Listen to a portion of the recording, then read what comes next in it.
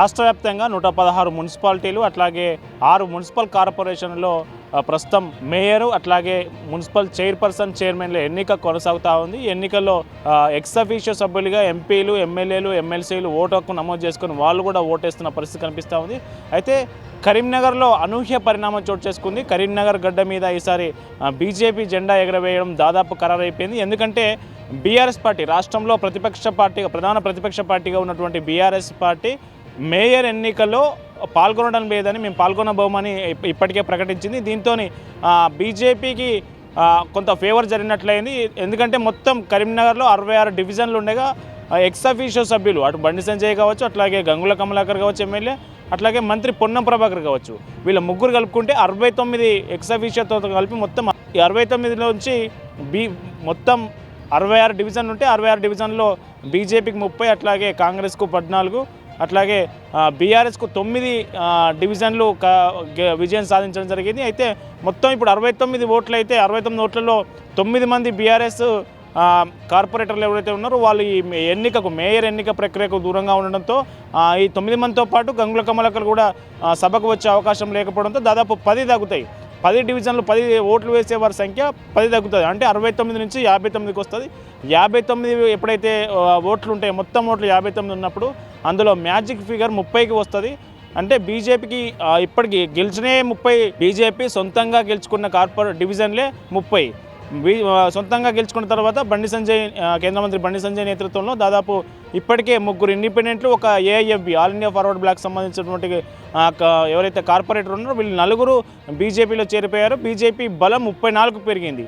ఇప్పుడు ఇక్కడ magic figure 30, BJP బలం 34కు చేరడంతో దాదాపు కరీంనగర్ గడ్డ మీద కాషాయ జెండా రెపరెపలాడడం ఖాయమైపోయింది, దాదాపు ఖరారమైపోయింది. ఇది మేయర్ అభ్యర్థిని ప్రకటించడమే లాంఛనం ఒకటి మిగిలిపోయింది. అయితే కాంగ్రెస్ పార్టీకి 14 మాత్రమే ఏవైతే డివిజన్లలో విజయం సాధించడంతో కాంగ్రెస్ పార్టీ ఏమీ చేయలేని పరిస్థితి అక్కడ ఏర్పడింది.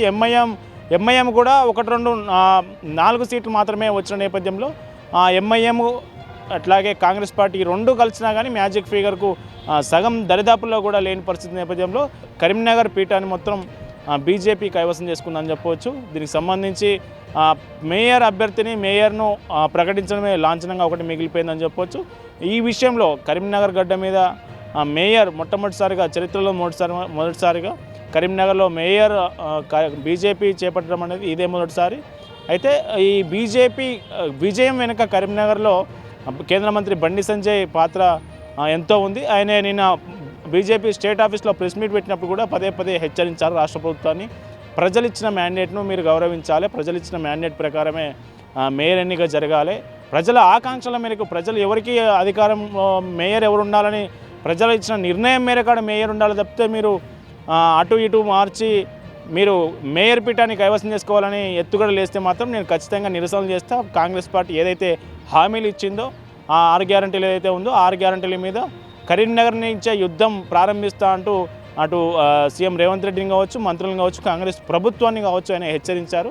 ఈ హెచ్చరించిన నేపథ్యంలోనే హెచ్చరించిన తర్వాత ఈరోజు ఎన్నిక జరుగుతున్న క్రమంలో బీఆర్ఎస్ పార్టీ కొద్దిగా ఈ మేయర్ ఎన్నిక ప్రక్రియకు దూరంగా ఉండటం, దీంతో కొంత బీజేపీకి కలిసి వచ్చినట్లయింది. బీఆర్ఎస్ కాంగ్రెస్ అట్లాగే ఎంఐఎం స్వతంత్రులు కలిస్తే కొంత ఇబ్బందికరమైన పరిస్థితి ఏర్పడి ఉండొచ్చు కానీ అయితే బీఆర్ఎస్ దూరం ఉన్న నేపథ్యంలో కరీంనగర్లో బీజేపీకి కొంత సాంత్వన చేకూరింది. బీజేపీ విజయం దాదాపు ఖరారైపోయింది. బీజేపీ నుంచే మేయర్ అభ్యర్థి, బీజేపీ నుంచే డిప్యూటీ మేయర్ అభ్యర్థులు మనకు ప్రకటించే అవకాశం కనిపిస్తూ ఉంది. కాషాయం కవచమువే బండి సంజయన్న, కమలంపు నీ మనసే బండి సంజయన్న, రాముడిని కొలిచే నీ నిండు గుండెలన్న, నరేంద్ర మోదీ నిన్ను పిలిచనే బండి సంజయన్న, నిప్పుల ఉప్పెనలే నీ మాట, అది తిరుగులేని చూట, అది కూల్చనులే కంచుకోట, ధర్మంగా నడిచి బాట, హిందూ గుండెలు నిండుగా అన్నైలే, జై బజరంగు బలి, జై జై బజరంగు బలి, ఓ బలిరా బలి బలిరే.